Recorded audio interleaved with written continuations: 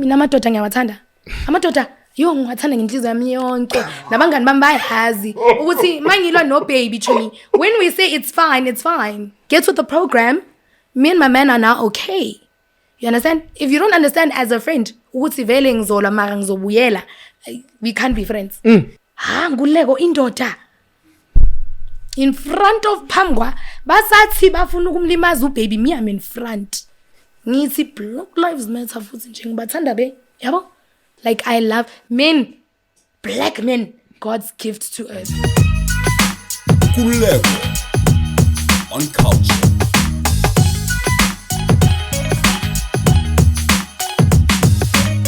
Nkululeko on Cultr, hello and welcome to yet another episode. Thank you very much for liking, subscribing and commenting on the content. My guest is multi-award winning musician, Gigi Lamayne. She's also a podcaster and now a reality TV show star or reality TV star. How are you? Yes, really. I'm still trying to get used to that. So yeah. I'm good. Thank you so much for having me. Yeah, thank you. I'm so excited. Thank you for coming through, man. Love and HipHop South Africa, what's that about? Listen, Love and HipHop South Africa, I feel like that was definitely a manifestation for me. Yeah. Because I used to watch a lot of the franchise from ATL to Miami to New York to Hollywood. And I got a call last year where they were like, you know what, your life is really interesting. Sure. You get a little controversial sometimes. And then sometimes you're having like meltdowns online. And then you're like back and you're okay on stage again. So we'd like to follow you. But there was an auditioning process. So everyone just thinks people were picked. There were artists who literally like auditioned for Love and HipHop. And I'm lucky that I was one of the people who were those who were there but were not eventually picked? I don't know. I mean, was being tricky now. I don't know. They know themselves though, but you already revealed. Like you're the one telling us. I didn't know. You're the one telling us that there were other. So okay, besides names, were they high profile people? Yeah, they were pretty high profile. Damn. Some of your faves on your playlists and stuff. But okay, and in your estimation, why would they not go through with them? Maybe they're bland, boring, not interesting. Possibly because I think the cast is super interesting. Have you seen us? Yeah. I saw Dales. I saw yourself and Fifi Cooper. And then Younger Chief. Yeah, Younger Chief, of course. Speedster. Jay Molly. Shane Eagle. And she's beautiful girl. Nikki, love her. And Mani Badu. Okay, so, there you go. I've heard of Mani Badu. I remember seeing her on the Sobering podcast interview. That was the first time I interacted with her. Yeah. Or like interacted with her content and her music as well. Yeah. What's the point of Love and HipHop? I've never watched it ever. Try and get away from things that I'm like, okay, this may be ignorant, but tell us about what is it? Love and HipHop is about the culture. Everything. Good luck on the culture. Just realized that now. But it's about the culture. It's about following hip-hop as a culture, finding out how much we live. Because there's only so much of someone you can feel on a song. And with me, why it was really important was that everyone has heard like the songs, see me on stage, but no one has a feel of my personality. Yeah. And with a lot of people, I even used to get like, oh, you seem so mean until like somebody starts interacting with you, you know? So it's a chance for people to like look into our lives, but it's really pushing the culture forward, teaching people about how we live, that we're really like just normal people, but not so normal in the sense that like we live and breathe hip hop all the time. You know, whether it's picking out your outfits and you're deciding you're theming it city girl today and you want to look like that, or whether it's, you know, Shane being in studio, or whether it's Les and his all white parties, or whatever it is. The love part in that title has nothing to do with following you guys and your relationships. Well, there are relationships on the show. Shane and Nicole obviously being my faves. But yeah, we might fall in love, we might not fall in love, but it's the love of the culture, the love of everything hip hop, and the love for our family and friends. And you guys get to also see that. So some of us interacting in certain spaces with our family members. So it's just love and how it resonates within hip hop and, you know, within, you know, our culture. I think the love for the culture, I think that's what it is, love and hip hop. So it's not necessarily relationships. Okay, that's on MTV. MTV on the MTV somewhere in February. I was reading that it's somewhere in 13 February. Okay, and then the shooting of that, how long does it take? When do you shoot this season? Binge shooting. Throughout 2022? Binge shooting. We're already inside. Give us a time frame though. Like how long has Okay, I get the technicality that Yeah. you could be selling old content to people. But what I want to understand, though, from my perspective, I don't care about anything else, is that how difficult is it? Like, is it something that is following you for like a month, or it's a yearly thing, or how intense is it? All day, every day. Like if there's something nice popping in your life, then they're gonna be there. So it's very intensive. It's very intensive. Yeah. Whether it's Speedster coming home from Hey, yo, Speedster, a club, you killing him, son. killing him, son. Literally at 6 a.m. from groove and from DJing or Fifi being in the studio, whatever it is. You're gonna see everything. So it's very, very intensive. Very, very, very intensive. Also, what I was reading was you and Fifi getting into it at some point. What's your relationship? Like, well, I read that. It could be misleading. Of course, people are going to Where find did out y'all read that? themselves. Did they already put that on the release? How do I know who the people are? Oh my God! I read that last night before I slept. I read that there's some beef-ish between you and Fifi. Is it Well, genuine? Yeah, of course. Yeah, no, that's a real thing. Yeah, okay. Yeah. How could we not beef with names like Fifi and Gigi? I mean, Oh yeah, female rappers. yeah, we came out at the same time, and there's a lot. There's a lot. So I mean, people just need to stay tuned. But everything is like very real, and I think I was surprised because walking into it, there's always been this kind of what is it like? Oh no, like some of it is scripted, and no, it's very real. Everything from the beefs to the So fights by to the- that implication is that the dislike between the two of you then is real. Yes, you need to watch the show. So I wouldn't be able to get the two of you in a room. I mean, you may not. If we have to believe what you're saying. If it's for the coins, yes, you can get us in a room. If it's for money, yeah. Okay. Yeah, so love and hip hop. If it's for the money, you gonna get me and Fifi together in a room. Okay. Tell us about the finances Yeah. of shows like that. We are in the digital space, and we'll talk about your podcast as well, Point of View. And one of the things that I've tried as much as I could last year Yeah. was to talk about the financial aspect of different fields. Yeah. I wasn't limited to that only, but when I spoke to politicians, I would talk about that. Nice. When I spoke to musicians, I would talk about that. When you get a call like that, how does it go? You're going to do Love and Hip Hop South Africa. What kind of contract do you sign with them? Do they pay you per month?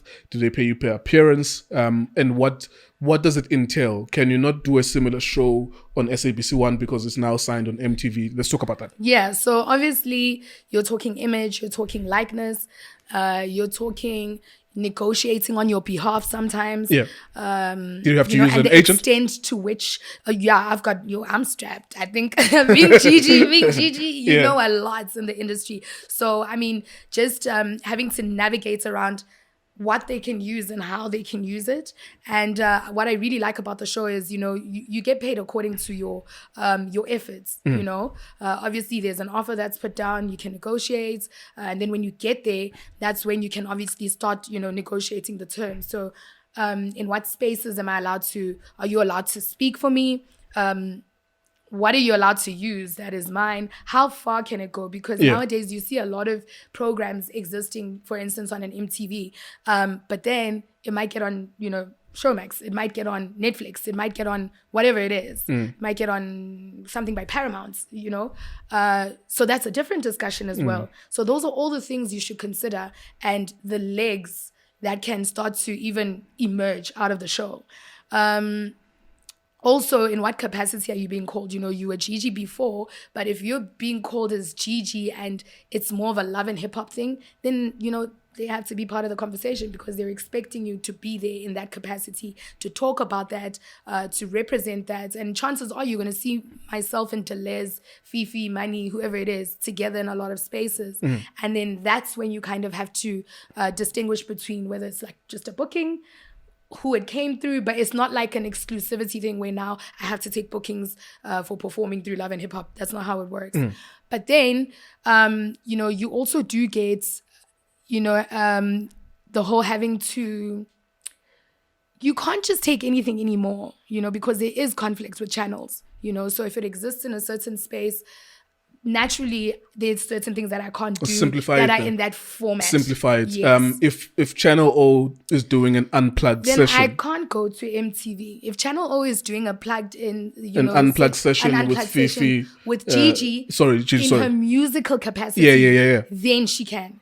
But That- if yeah. Channel O comes and they want to do a reality show with Gigi during the time that Gigi is with MTV, then that becomes a problem because During the markets time are though is same. important. Yes. So it means that it's not in perpetuity. It doesn't mean that it will last forever. No. During the time that your show is being flighted Yes, on MTV, yes. you can't do the same thing on There's SABC or obviously Channel. a time frame that you're given Sure. contractually. So as long as it's not within that time frame, then by all means you can go and do it. So yeah, there's a lot of red tape, and it's taking a lot. It's taking us some time to understand. I know I'm very new to it. Yeah. The TV space like this for me, I'm very but if I were to, let's say, score a role on ETV acting, then I would be able to do Or it. if they call you on Uzalo, you Yes, could be able to. do it. Uzalo to act, Sure. then that's different. But the minute it's the same format and it's kind of the same not even same channel, same format, I think is what they're really strict about. So in simple words, in simple language, you cannot do a reality TV show Thank you. during the time that yours is being flighted on MTV. Absolutely. But you can at some point in future. yeah, and if you can get your own reality Yeah. show, Let's talk bread as well. Not specific. I realize we're in South Africa, people can be kidnapped for the implication that they have money. But all right. I'll tell you I'm mad at South Africa. So okay. You said something about being booked Yes. on the show. In simple language, what are you getting paid for that show? Are you coming in? So, for example, I shot a couple of things with World Sports Betting Yes. during the World Cup. It Yeah. was adverts. Yeah, I got remember. 50K to do 2 adverts, right? So I'm putting it out there. It's 100,000 for like two adverts, Yeah. right? Of course, because you're already doing work that's got impact in the football space, that's why you can be able to price yourself like that, Yeah. right? So anything that they do with that, I couldn't care less. I know that I was being paid for 12 hours worth of work because adverts take long sometimes, and then another 12 hours worth of work. It's like 24 hours, 100K, right? Yeah. And I'm done with them. They're done with me, even though they're my business partners in other aspects. So what are these guys paying you? Are they paying you per appearance?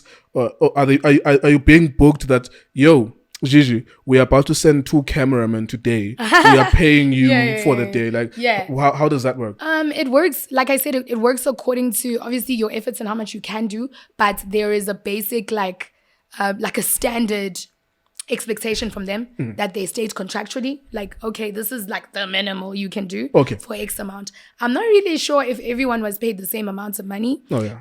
But I was paid nice. I was paid really nice. Like, I'm happy. And you also and well, obviously, you're paid in a certain way according to, how far the shooting goes and so on and so forth. And I mean, yeah, that's all I can say. I'm not going to say how That's much, cool. but the money is nice. Yeah, I appreciate that. I mean, we have a lot of young aspiring musicians and Yes. people who are going to be fundamental characters in the entertainment space in the next 5 years. So we leave this year so that they can download and watch it and learn from it. I remember when I was frantic and I was entering new spaces, I would go to YouTube to watch other people. How did they navigate around selling a business and stuff like that? Facts. And of course, you get used to it when you do it. Do you know something I think people sleep on a lot? Sure. With music, there's nothing nicer than getting booked, yes, to perform, but sometimes you get booked to be. And this is something I actually found out after something very hectic happened with me on social media, and another, female had a bit of a meltdown, and it was crazy. My bookings went up, but they went up for me to just appear. Oh yeah. For me to just be in a space to appear. And I think that is like the untold side of how fame can give you money, So I get booked sometimes to just appear, an appearance, that's what it's called, an appearance, and be there, and I tweet and the place gets super full, and that's that. And I've realized that Gigi Lamayne always has to be bigger than her music. And that's how longevity is created. I think a lot of us think that, it's about putting out 300 albums and for me, it's the fact that people continuously want to see you in spaces that helps you kind of go past that. The average, female, I had a very cool chat with Nota the other day, but how, the female hip hop artist has got until 40 to pop. After 40, no one wants to see you screaming on stage with tattoos and. But if you flip that script and you understand that your image and you just being in a certain space is what people want, then you can charge people for a lifetime. Yeah. You understand? Yeah. And for me, I latched onto that really late. But I find myself getting a lot of my income now for just being Gigi. Just being me. People just pay. But that's not to be construed. Of course, we have Of an course, audience. talent is important. It's not to be construed as create controversial moments so that you can be cool. Because if you're being incentivized for debauchery, eventually it's going to catch up with you. Exactly. You're going to be expected to be that person a all the rascal time, all right? the time. Yeah. To be that person all the time. But if you're young, you're black, you're female, you're educated, you were accepted into every university in South Africa and 3 abroad, then you decide to be a rapper, you get tattoos. Here and now, you have your own little, issues that you kind of leak out into the public. And the first thing people are going to ask you is how you got back up. And then you still get back up and you don't really tell them how you got back up. I feel already is a very heroic story. My mom is from Zimbabwe, from a place called Ekezi, very poor. She grew up very poor. She took strides for me to get into Wits University to do what I'm doing. I'm performing on international stages now. For me, being Gigi is a big deal. Being here right now, doing all the things I'm doing, despite everything I go through on the daily, that's a big deal. And if you're going to pay me for that, why not? Yeah. I think it's very important as well that you brought up the background, particularly the educational background, because there's a lot, man. I remember... Cream louder, by the way. Well done. Louder. Congratulations. Thank you. You come louder. Wow! I remember your conversation with Big Closer. Yeah. And I think he may have hinted about it when he was speaking to you, the idea of being expected to be that crazy character all the time. I think it weighs heavy on someone. So having someone with your educational background, you know when to switch it on and off. But of course. I'm assuming that you do. Do you really know how to switch it on and off? Absolutely. And I think when those meltdowns happen on social media, are they really meltdowns or are they carefully crafted for clout? That was a meltdown. I was going through a lot. I was being handled, on social media for nothing now. I mean, went to the courts, got the protection that I needed, won that situation, but it was such a genuine thing. And Nkululeko, the crazy part is, if you're a true Gigi fan, you know that there was a switch from that day. I have not been the same person. Listen, like, unapologetically so. Now I'm living my life. If you want to say something, you can say it. It doesn't hit as much. And I think that is the space social media got me into. I think it beat me into thick skinness. Like, it beat me into that. So everything that you've ever seen has never been that. I'm not with a label. So who would be crafting these? I mean, that would have been amazing. I'm glad that you would, somebody might be thinking that somewhere, but it wasn't. It was actually a real meltdown. People came to my place, my apartment, to come and sit with me for days. I was suicidal. I was going through a moment, but something changed, when I realized that friends are not friends at that time, but now at a certain time, or, just I got to be quiet and I got to understand that, like, it really is true that I was born into this world alone and I'm going to die alone. Yeah. So I'm going to live it the best way I can alone. And if you're part of my story and I'm part of yours, that's great. But if you need to fall away, then I'm also okay with that, because at my lowest, I had to become comfortable with the fact that no one was going to save me. I could only save myself, And this is me. Like, I will say it's a new Gigi. It's a more confident Gigi. It's like nonchalant Gigi, but I do care about people who are close to me, but there was a switch. That particular meltdown, and I think everyone knows it, was where my life kind of changed forever. Yeah. Do you have anyone helping you with social media, or are you still using it yourself? I got people. I got people. One of them is here. One of them is here. I've got people helping me. I can't, guys. What do they do? Like, do you know? Do they say what are you thinking? Can I type it? Or Yeah, so if there's a cute picture, then I come up with the captions and stuff, but they're curating it for me. Sure. So they're not coming up with it creatively. That's still me. But I do have people who assist me, and once in a while I will check on social media, but not as much, and I'm having the time of my life now. Tino Chinyani actually said to me, I don't understand how you go through so many of the things you go through, the way you are constantly battered on social media. Like, I don't understand how you can get up every day and carry on. And the worst part is every time I click on it, it's women, And that's when I realized, because what, I need to give myself props for staying on social media for so long, even though now I've got a team to assist me with that. I used to read all the comments. Huh. Imagine. So can you imagine how destroyed I am? I am a rotting soul. And I've come to terms with the fact that, you know what? Now it's fuck. Now it's fuck. Either ngizokuthuka back if I am in the mood, like now. I could absolutely do that now. Or the team keeps it moving. But I'm definitely not the Gigi people thought I was. What's interesting about what you just said is that you don't read all the comments. Yeah, I get criticized for not. I tell people that I don't read comments, and it's not. I don't read all I don't read comments Any at comments. all. But then there's that whole thing who would say like you must read for people to feel like you are within. So when you're building, uhlangane no Gigi same moving ngathi hey. So when you're building a channel, a platform. Yeah. So because I've done it with Itiski TV, and this was my second channel. Yeah. When you're building up to 10,000 subscribers, I would have been engaging, loving all comments. With this channel, I loved comments. I never responded.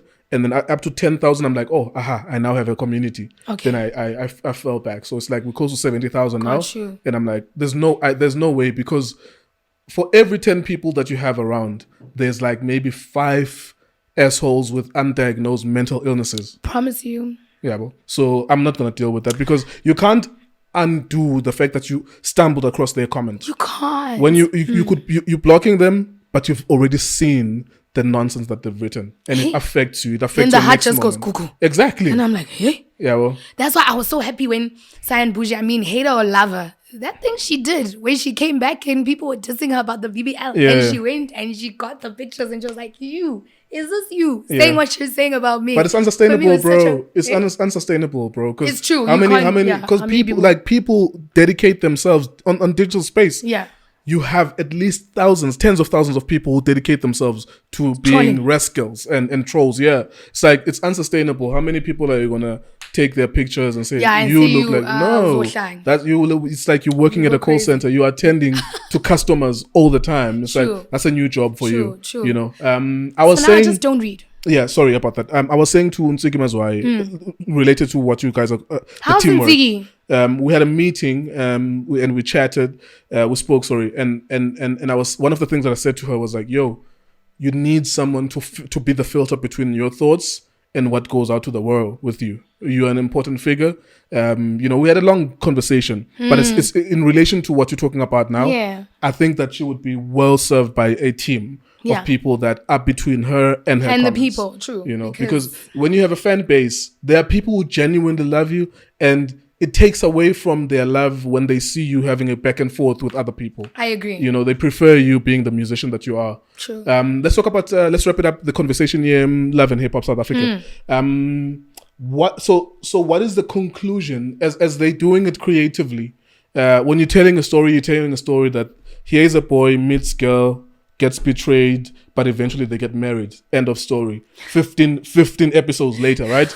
There needs to be some chronology. Yes. What's the chronology of Love and Hip Hop? Does it end up with you maybe releasing a new album, or you perhaps insinuating of marriage next season or whatever? Yeah, I think it never ends. I think this is like a social science project where we're going to be followed up until we decide. I mean, I'm not even like dating. Like, I'm not even dating on the show. But I am looking for love, So as a theme for the show, it shows that you are looking for love. Not even. But that is the one part of my life that's just like, I'm not even trying. Like, I'm just enjoying going on dates, spending time with nice boys,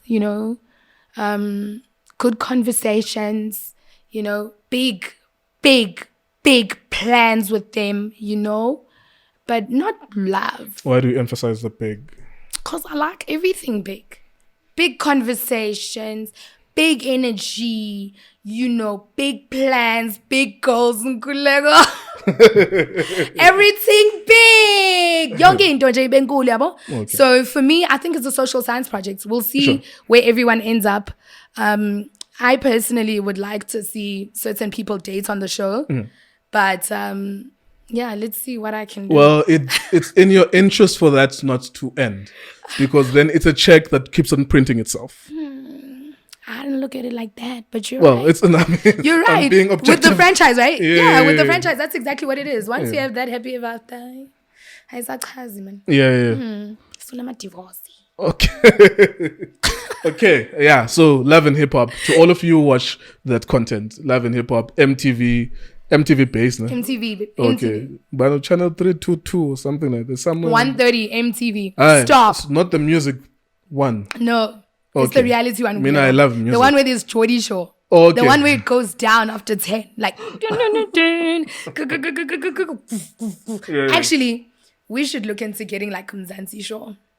I think that would be a vibe. Okay. Well, I don't like ignorant content, but okay. Oh my God!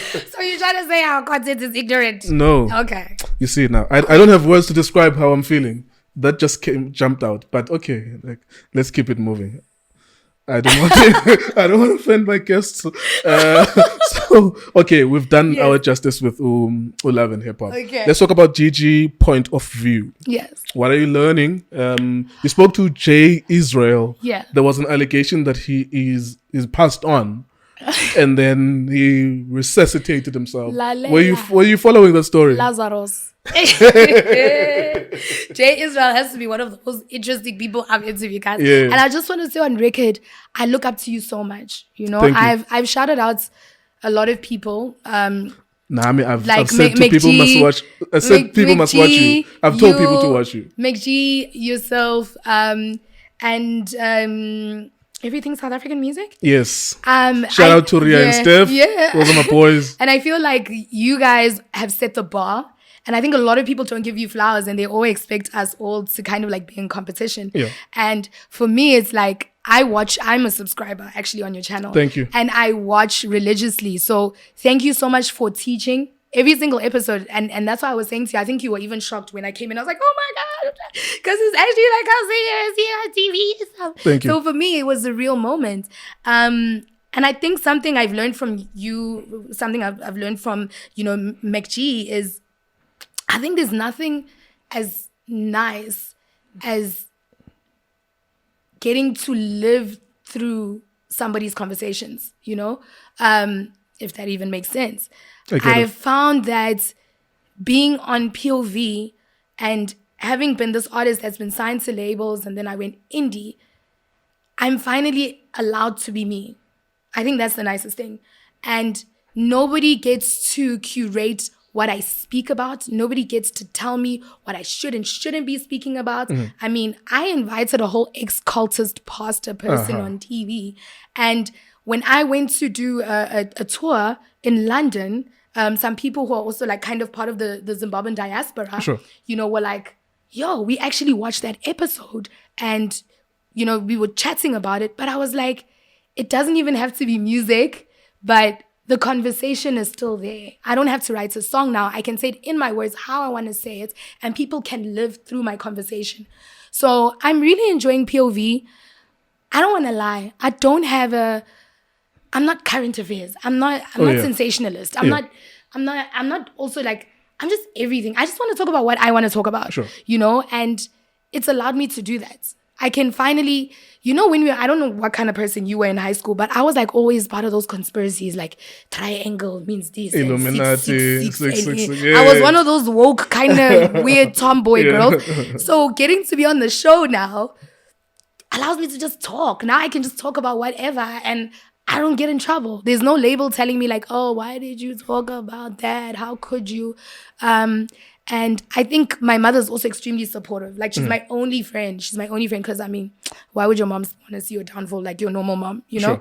And if she watches it and she feels like, oh yeah, I had those questions to ask, then I feel great. If my little cousin can do that as well, I feel great. But I can finally just have conversations with everybody who wants to have that conversation, and it's okay. Yeah, I think I was chatting to Cultr. She does music, and we love music. And hey girl. we, in passing, I said we were watching a performance by Marsha Ambrosius. She was doing a tribute to Anita Baker, and in the front row seat, you could see recording musicians. It's a BET award, and Anita Baker is being tributed. And you could see like the number of musicians who are singing along and other musicians who are not singing along. And I said to her, look, these people want to be made. Of course, you're not going to know all songs, but at the very least, you should be aware, this is Anita Baker, this is a song, and so on and so forth. And I think in relation to what we're talking about as content creators, you and I, and everyone else who's a content creator, it's extremely important to be clued up about stuff. Like for me, as I said, like even about reality TV, even TV in general, I just, because I'm in sports, I just watch sports in general. But if I'm about to speak to you, I have to read up. That's how I knew that you were doing that. I had to read up about what are you currently doing. And I have some sense of what is love and hip hop, for example. So if you're speaking to Jay Israel, for example, you have to have some base knowledge to say, oh, okay, he's beefing with other pastors, he's exposing them. But what is his real intention? What about him? How does he know all of this information? And the other thing is that you need to have a solid foundation. Like before this, I was a journalist and I would have done close to 1,000 interviews. Yes. So that's a solid foundation. Knowing where to go, knowing that you've exhausted this topic, it's been 15 minutes, move on to something else. Gotcha. Unless something interesting is still happening in that conversation, then you can continue with it. Love this. So with you, you've been interviewed and now you're on the other side. You're interviewing other people. What are you learning from that? Exactly that. How to move on, not to do all the rambling and talking. Even just like research. Research is so important. Like there's so much that I've learned from different people, like you were saying, where in the past it was always about me. And I'm finally not the subject. And it feels great. It's like a relief, right? So I think I'm finding the yin to the yang now. I'm finding the balance because the podcast allows me to learn about different people. And now it's not just Gigi, it's about somebody else. And then when I step outside and I decide to go perform at some stadium, then it's still like there is swapped around. Do you write things down? Absolutely. I write things down. I take notes. I research, believe it or not. Yeah. I get really nervous before interviews with people. It's new for me, but I'm enjoying it so much. Like POV changed my life in a sense that like it feels like I'm reading again, and it's not just POV, it's like podcasting, the podcasting world. Like podcasting was made for me. I feel like whoever decided that podcasting was made for people like me who literally just want to conversate and listen to ideas and learn, research, whatever it is. And I'm just so grateful that I will put on record Nota through conversation with me for the longest time was like, why didn't she start a podcast? Like, and I mean, yeah, he's a very like love-hate person, but I felt so much, I don't know, like there was a part of me that felt a little more whole after POV. It was like giving birth to a baby. Sure. And it's actually working. Yeah. And I'm enjoying it. And I'm learning. And I get criticism and it's a different kind of criticism. What are your plans like, or what are you currently doing with the comments and your audience? What's your approach to it? We have people interacting. I do interact here and there. Yeah. We're very hands-on with the production of the content. If you have people, please do people. Yeah. You don't have to do that because it has a negative implication. You think about what they said tomorrow when you do something else, and you don't have to do that because they're not here. They don't know the context. How long did it take to get the interview? How abrasive or nice the person was.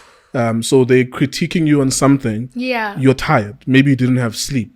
You know what I'm saying? So it's important not to take on that comment thing. Yeah. And with girls, it's even worse. It goes a step forward. Like, her makeup. There you go. Women are horrible. There you go. We are so horrible, guys. So, yeah, you're right. Protect yourself from that. Yeah. Okay, there's some... Okay, yeah. Nicole Nyaba. there was a spillover from that, right? Just take us through, because I think the things that you said, I don't want you to rehash what you said, but take us through a journey of an episode that takes its own life. It's like you do this episode with this person, you don't know what they're going to say, and then they say what they say, and then people start responding because she makes allegations about this and that one. Yeah. How are you handling yourself throughout the period? Do you know what? I was very impartial, but I was supportive, to her. Sure. But I was still very, impartial, because, I've worked with the other guy. He's always been such a gentleman to me. He's always been like really sweet. But at the end of the day, this is what I'm doing. This is the platform I have. I'm going to remain impartial. But weirdly enough, Nicole never came back to say, I am struggling with, I think she figured it out a long time ago from the stuff she had been through. Where she was just, she didn't care. Was she a video vixen? Like, what was her line of work? Nicole is a host, video vixen. At some points, I think she was doing music. I think she is still trying to do that, like rapping recording and stuff. musician? Yeah, like hip-hop. And I met her, I think probably in the clubs somewhere. Maybe I was performing, whatever it was. And at the time, I didn't know she was who she was. So even when she hit me up about an interview, because she was now getting back into, because she had taken a bit of a hiatus. Now she was getting back into the industry. She wanted to just kind of talk and like come clean and start again. And I think, I was like the closest to the people she knew. So she then, her and I spoke about it, and then she came through and we spoke. And she was, I think she just needed a lot of clarity, and it was a bit of a cleanse moment for her. Yeah. The difficulty with you and anyone else who's podcasting who comes from music, Tito is doing it, Dales is doing it now, is that when there are controversial moments, the first thing, because you guys have been trained to be brands first. Yeah. So when there's a controversial moment, it's like, hey, you want to brave the storm. You know what I'm saying? Yeah. But remember, don't say anything about him. You exactly, like you in this moment, you owe it to your fans to ask a question. Yeah. If she says something about an AKA or Kespa or whoever, like a random musician that she had a relationship with, it is yours then to probe further in that. But then the difficulty is that you are a recording musician and you are in the circles with these guys. It's true, but you know what's happened? There's been so much more respect now from the musicians, because I think everyone is so afraid to have an opinion, like you're saying, because there's a red tape. Oh, what if you don't get onto this lineup? Or what if people shut you out of that and that? And I just believe that great people are not made by trying to play it safe. I don't know why I figured this out at my age of 28. Like, I think I would have been so far in life if I had figured it out before. That great people are not made by walking in the shadow of other people and trying to be safe. That's dope. Great people are made by trying to, you're breaking the mold. I mean, there was another controversial moment, I don't know if you remember, with Flame's ex, Ashley. And Flame, it was like my crush. He's a recording hip-hop artist. Sure. Yeah, he's amazing. And he came for me, and on the interview, like you're saying, I'm still trying to be a recording artist because I have to be in spaces with this guy. Does this guy not come for me? He starts coming for me. Hey, what kind of artist does a podcast? No. And at that moment, it was like, do I crawl up and die or do I go for him? And I kid you not, Nkululeko, I was like, I'm not going to do this again. Like, I'm not going to get abused again. And I said a whole lot of things. Nothing I regret, but I also had to defend myself, because even on the interview, I didn't say anything wrong. So whether you say something, you don't say something, by virtue of the fact that you're there and you decided to interview this girl, I did not say she should say the things she said. In actual fact, I was such a fan, even when she spoke about you. But it's very easy for beefs to be created out of that. You know? And I'm very okay with him never talking to me again. It's not like, no, Flame is not, I'd be worried if Casper stopped talking to me, or not Flame. Or Focus stopped talking to me, or Pori stopped talking to me. No, Flame, like, it's okay. He doesn't have to talk to me.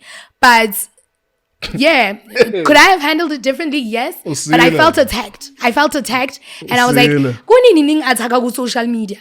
So meaning 40. And I went off, and I'm sorry to him, but I said what I said because he said what he said.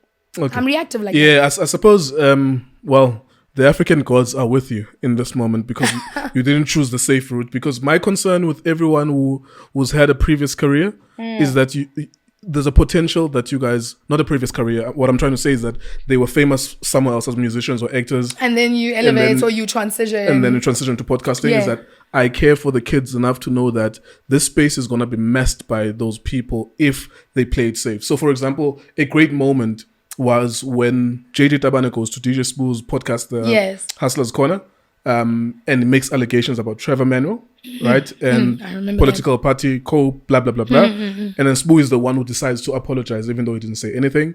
And for me, as someone who cares for the culture and the podcasting space, is like, you see now, you're starting a trend that we must apologize. Yeah, so we will be implicated for things we didn't say. But of course, it's each to his own.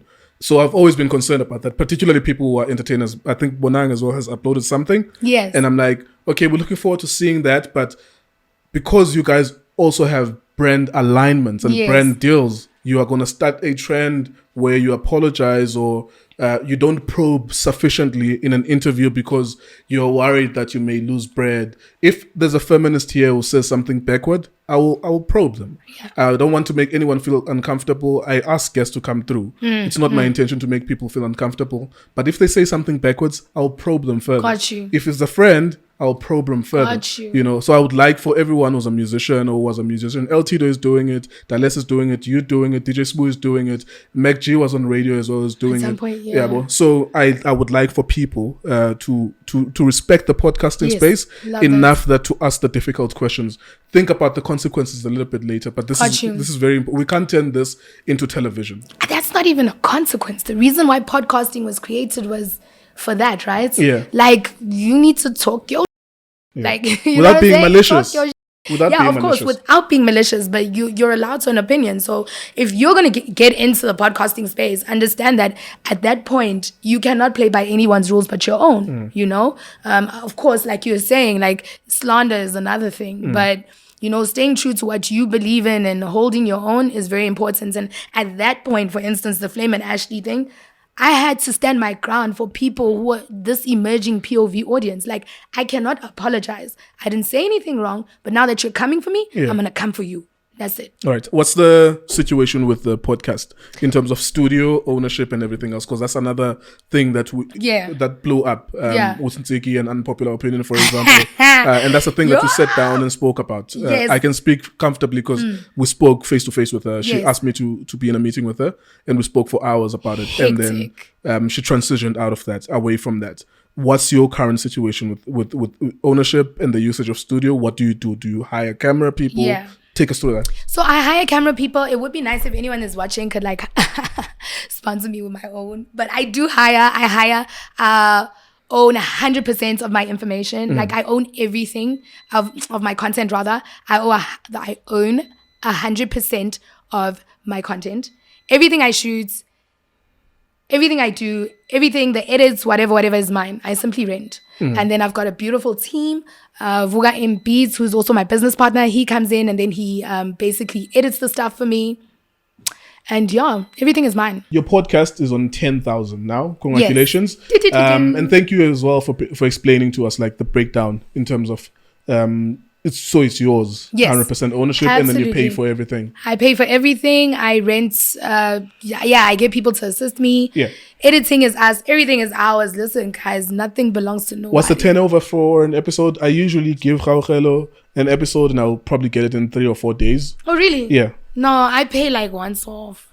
Like to get the turnover, the time that it takes for your editor. Oh, you mean turnover? How long does she take? So I give her 3 or 4 days to return it to me. She may finish it in 24 hours, 72 hours. It's up to her. I never put pressure. So well, Vuga, I hope you're listening. Some other podcasters struggle with that. Like no. I mean, your turnover is really fast. Yeah, I'm just saying. Yeah, I mean, my president is brilliant, but he's got a lot to do. I won't lie, he's got a lot to do. He's got a lot to do, but he tries to like he'll be ready, man. He'll be ready for the deadline. The thing is, the important thing about what we're doing is that sometimes we need to keep those conversations current. Okay. If I'm speaking to Ramaphosa here, and he's talking about the energy crisis. If I upload that in 2 weeks' time, He's something else stale. has happened. It's true. Something else, like a lot of other things have happened. He's in America. He had to cancel his trip short because of this. There's a sex scandal or whatever the case is. true. You know, so that's the turnover is very important. Yeah. yeah. 10,000, close to 11,000 in the first 6 months. By the end of this year, 2023, you're starting on 11,000 this year. Yes. By the end of this year, what's your intention? You know, I'm just optimistic to the gods. Like whatever happens, guys. I'm not even gonna lie. The podcast has got me really like quirky and just whatever it is, Nkululeko, hey.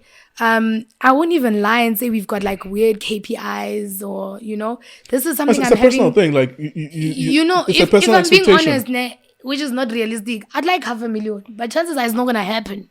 Not now. But not you in a know what year. I'm saying? Not in a year. But in terms of even being realistic, I don't know where I'm headed. If I was if even you shocked got about the 10,000. in 6 months, which is very, very good. Is it good?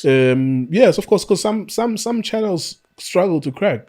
You must have had a career from elsewhere in order for this to work Got you, out like for me, yeah. Exactly. Yeah. Like everyone else who's doing this, it's easier when you are already Queen Bee Bonang. Do you think 100,000 by end of 2023 is like optimistic? I did in 9 months. I did 70,000. That's crazy. In 9 months, right?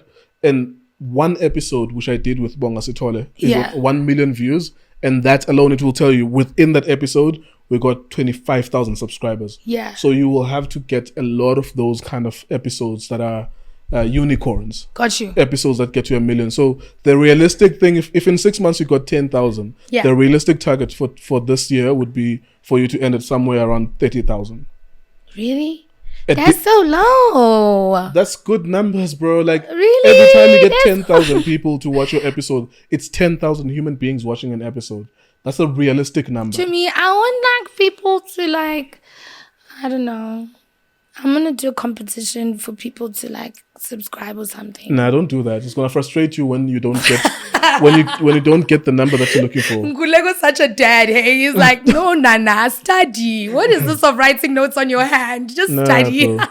Don't do that. I love it. It will stress you out if All right, if it so doesn't 30K subscribers by end of 2023 is fair. Okay then, guys. Nkululeko said it. How many episodes were you planning to release per week? Right now it's really tricky, like we said, with like love and hip hop and trying to like juggle between that.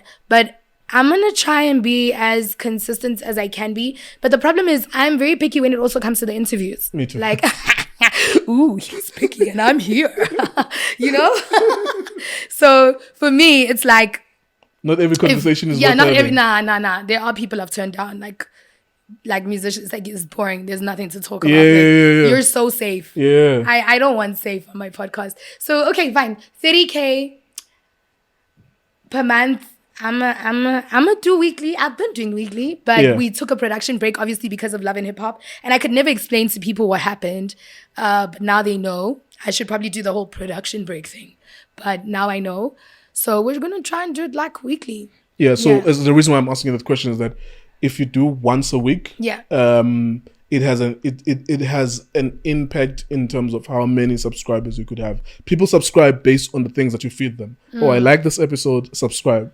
If you do one episode per month, you're only giving them one chance to like or not like. Yeah. So when you do one episode per week, it's good. When you can do two, it's a lot of production, it's a lot of stress, and a lot of people you need to call to do an interview. Yeah. But that's the best way to get you to 100,000 quick. 2 episodes per week is the quickest and the best way to get. I can't do it because I'm busy with other things. So I'm now turning into the interviewer. You see, that's the problem. That's You've fine. invited a fellow podcaster. Yes, ma'am. But who do you think I should interview next? If there's Depends. anyone, like, who do you feel like, Gigi, it would Yeah. be nice to see her. You know who I really want to interview? I really want to interview Bonang. Queen Bee is gonna give. So here's a hack Yeah. and a shortcut. Queen Bee, because of the name and the algorithm, she will get you 100,000 to 300,000 views. Depending on what kind of conversation you have with her. If it's boring, it will get between 50 and 100,000. But if you can get her to reveal a lot of stuff, then it will be interesting. Alright. What the drama about the champagne, the ownership, and everything. Mm. Okay, so if you can do that, Queen B is a shortcut. She already has a strong algorithm. Okay. me Last write season this down. Dambuza. Sorry guys, I'm writing this down. Nkuleko's giving me some tips. Okay. If you can get Lassie with Dambuza because he closed his YouTube channel due to mental health, that I think that young man already has close to 1 million, if not already 1 million on YouTube in terms of subscribers. If you can interview him, some of his fan base would automatically watch Lassie with Dambuza. One of the talking points is why did you close your channel? Blah blah blah blah, blah and all of that. If we can get Somizi Mhlongo, that's another one with a strong algorithm on YouTube.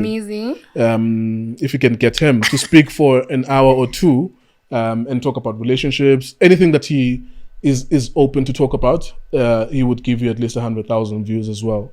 Particularly if you can open up about Mohale and the marriage and everything else. Okay. Yeah. So there are other people as well that I could talk to you about, but those three, they have strong. Like if you look at their previous YouTube episodes, interviews, they don't do less than 50,000. Got you. You see, so those are the Got you. people you should get. Thank you. Yeah. Look how that turned into a tutorial.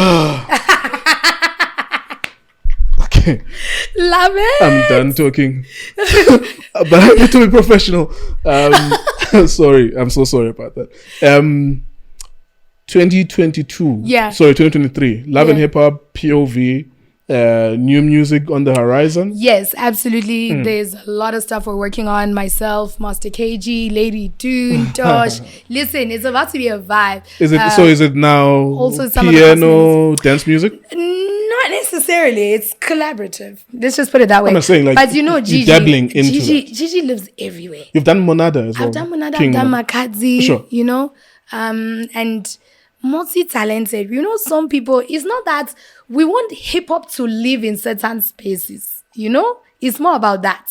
It's not about, oh, no, you're living the culture. No. The culture is with me. I put it on another song, you know? Make it pop. They come back to hip hop, you know? Some of us, we've been carrying this thing, you know? So some people think, I know there was like a big debate about how, oh, some people are leaving my piano and guys, some of us kept hip hop alive by dabbling into these other spaces, because when they book us, we still perform our hip hop songs, and then we have that young wild card in there. So while you're hating about this and that, firstly, think about how difficult it must be to be a rapper. And I'm talking like I was an underground rapper, you know. I was discovered by Pro Kid. Oh man. Going from that to a song with Makadzi, like how crazy do you have to be? Do you understand? Evolution. Yeah, you know. So give Questa his flowers. Give Foka his flowers. Foka was a rapper, you know, before.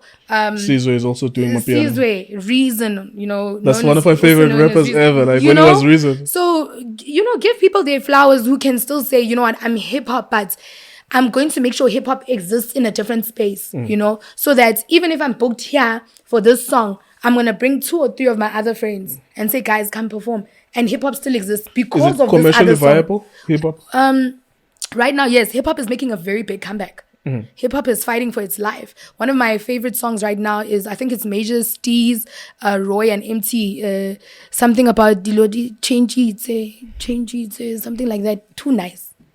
We're making a very nice comeback. And believe it or not, I feel like Costa Tish is also for the babies like that, you know? Yeah. Oh, yeah, my daughter enjoys him, Yeah, he managed to, Maglera. Oh, Maglera Doughboy. Beautiful. Amankazan. Love him. I enjoy his album. Yeah. And of course, you know, we have to, you know, put the girls in the mix. You know, Konabo Gigi, Konabo Nadia.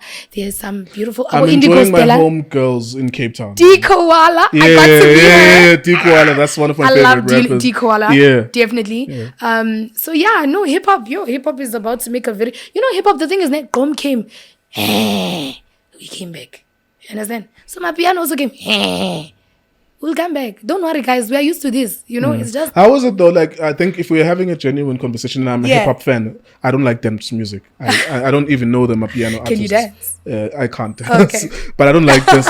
You see, like when in the mid 2000s, in clubs, when I was a teenager, there was a separation where they were dissing Abo Pro Kid, Abo Proverb. Of Yes. course, it's difficult to play them at clubs, but we literally created spaces where we're just gonna go there and we don't allow any people from house music. That's the hate. That was the seed of hate when I was 15, 16, when I started hating house music people. I'm like, you guys don't want our people to be played at your clubs. You are not gonna play your stuff here. Absolutely. And I decided, I love music. I listen to hundreds of musicians, but excluding dance musicians. Got you. When you're performing this, so if we're being genuine, when you're performing hip hop songs at these concerts, they have an expectation to see Monada, Makazi, and dance musicians. Yes. How difficult is that? Like when you see Uguti, yabona apa uvayisa nje isikhathi mara they're not like vibing really with hip hop. bafuna le mpahla. Yeah. So what I would encourage a lot of like young acts watching this, because you do get to a point in your career where now you have to. It's adapt or die, guys. It's a real thing. For and sure. I think AKA has done so well when it's come to that. Casper. Creme de la creme when it comes to that. Set days dance-ish as well. KO, you know. But I think the formula is to find how your music can exist with theirs. So whether it's through a remix, whether it's through a different dance version, whether it's through the collaboration, or just something as simple as, you know what, like I've got a hip hop song that I'm launching, but I can see this is a dance crowd. So at some point I'm going to put in the hip hop song, and I literally work off the climax. Everyone likes the climax, right?